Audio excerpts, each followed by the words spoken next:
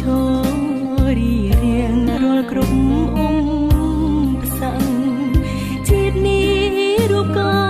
នជំពាក់ទុននាងម្ដាយច្រើនពេក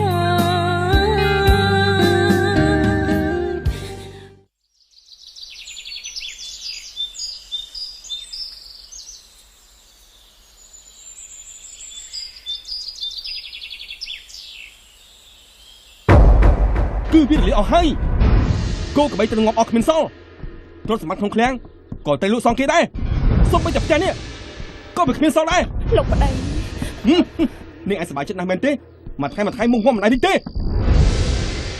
មានរឿងអីលោកប្តីម្ចាស់ចិត្តអូនយើងមិនដឹងទៅនៅឯណាទេអើយឥឡូវលុតអស់ហើយអូយព្រះជាម្ចាស់ថ្លៃហើយមិនក៏ទៅជាអញ្ចឹងអូយលោកប្តីត្រូវតែគិតទ្រព្យសម្បត្តិយើងនេះរលាយរលត់បែបនេះតើមកពីស្រីមួយណាទៅលោកប្តីបងមិនដឹងទេមិនដឹងស្រីមួយណាទេស្រីណាដែលមុខមិនដែររីកគ្រឿងអលង្ការទាំងអស់យកទៅលក់សងគេទៅ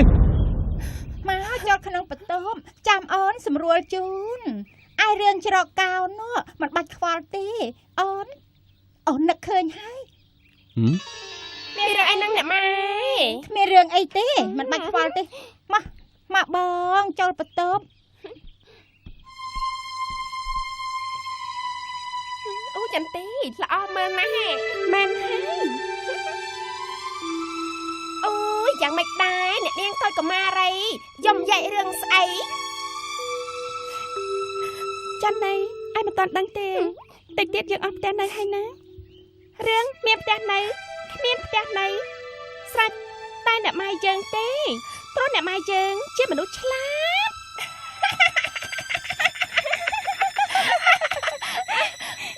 ចន្ទីសថីនីយំអញ្ចឹងល្អមើលមួយយ៉ាងដែរណចន្ទីល្អមើលណាស់ណែកូនចន្ទីចិនណៃទៅណាក៏ទៅមកកូន